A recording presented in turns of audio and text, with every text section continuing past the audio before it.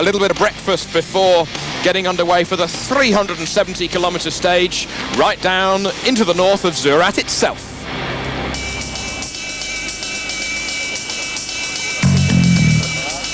So then, once the crews had travelled that 353 kilometres of road section, they arrived for a short break at which they were given breakfast, but many just crashed out there and then to try and recuperate a bit more sleep. And there's nothing like a sunrise in the middle of the desert, and that's exactly what the riders saw, even though, of course, they probably didn't have much time to appreciate it. Nani Roma and Fabrizio Mioni tucked into their breakfast to try and stock up on the energy levels. The border from Morocco to Mauritania, and everybody had to get their passport out.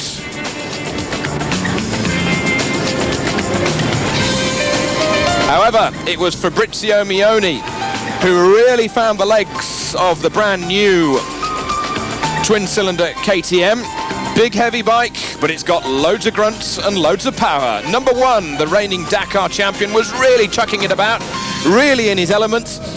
And once he got to the finish, past the flying finish, he was exultant, he was ecstatic, because he knew that he'd done a good time. And that's exactly what he did. He had eventually won the stage by 7 minutes and 5 seconds ahead of the rest.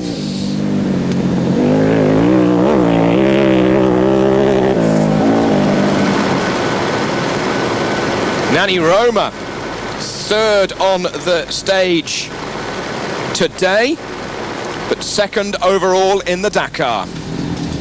Very, very fast. He likened it to a motorway, although he did throttle off a little once he saw that Mioni had gone past and into the distance. He just couldn't keep up, so he let him go.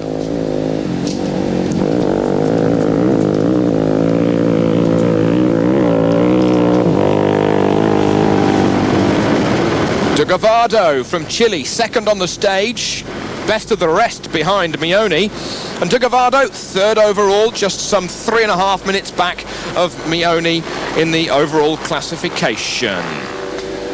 But for Britain's Mike Extant, it was not a good day. He had an electrical problem and was stuck on the side of the stage and could only try and get the thing started.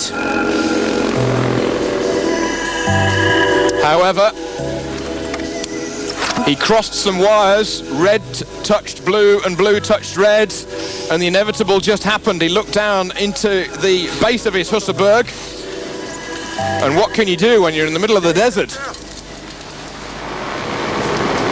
Alfie Cox, fourth on the stage, but unfortunately 50 kilometres before the end he had a puncture and he arrived at the finish with the rear in tatters.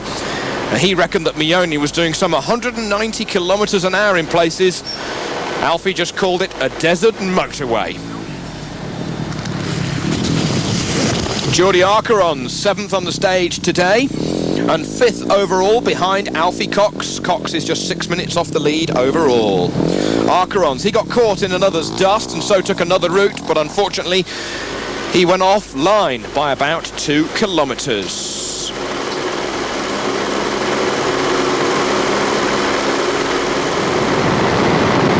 Esteve Puyol on his Repsol KTM, 11th on the stage and 6th overall. Richard Sankt, 5th on the stage for him, still suffering of course from that 14.5 minute penalty, which leaves him 24, nearly 25 minutes off the overall lead.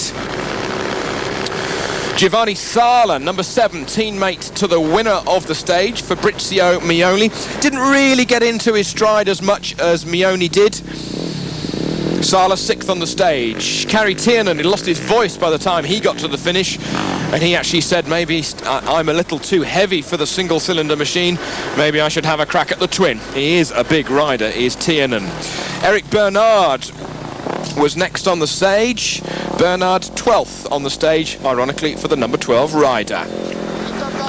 Christophe Meyer, the number 87 rider, is saying the marathon stage is very difficult for us because this is just a 650 XR. We slept for a couple of hours last night, and we had dinner last night at about 8 o'clock, and I went to sleep at 9:30. Then we arrive at the border, had another quick bit of sleep, but it was so cold we hardly had a chance to catch up. The top teams were prepared for the cold in these conditions, and I think it's a stage where the privateer is going to find it very, very difficult. This is a stage, yes, but I think it's very dangerous, though, that the cars are starting right behind us. They will be catching us very, very soon.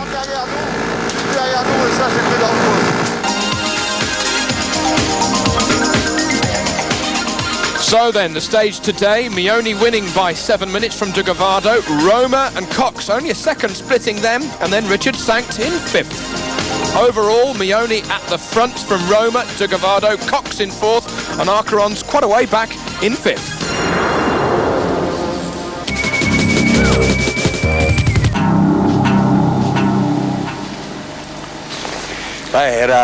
Fabrizio Mioni saying this was maybe the last really good stage for my bike.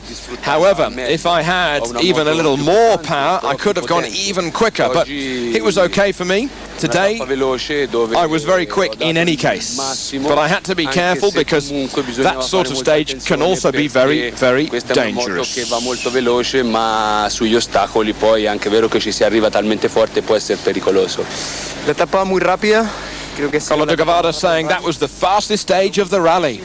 Not really very difficult, but very dangerous, because if we wanted to go fast, we had to just go flat out, of course, with the twins, on full power, because Fabrizio's bike is just so much faster. La moto anduvo maravilla y seguimos adelante otro día más.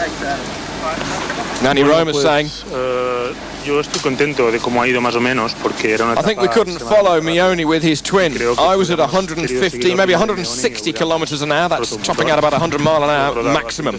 He passed us before the first control point, after which I was 1 or 2 minutes behind him. But after, I just throttled off a little because I didn't want to take a risk. This is really the only stage like this on the entire rally. Prefiero esto que no romper el motor y que pasen cosas más graves, porque hoy si hubiéramos intentado seguir su ritmo hubiéramos roto seguro. Era todo rápido, era toda una pista única a fondo, por lo tanto prefiero estar aquí bien y con la moto entera. About 50 k's from the finish, I felt the back end go, and shit, I wanted to really be on me, Carlos and Nani today, because I don't need them to take any more time out of me, and it looks like they've taken about 30 seconds to a minute out of me, and I just got onto their tail about 70 k's from home and thought, okay, I'll sit with them to the finish, and the moose blew. So I hope I've had my bad luck for this Dakar. Quick stage though.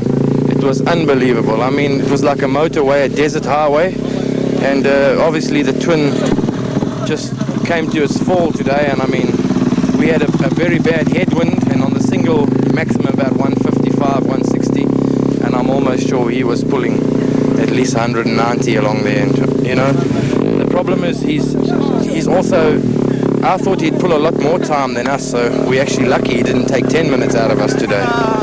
But still a long race, and we have to put the pressure on every day. Maybe he can make a mistake. Were you tired after the small amount of sleep you had last night?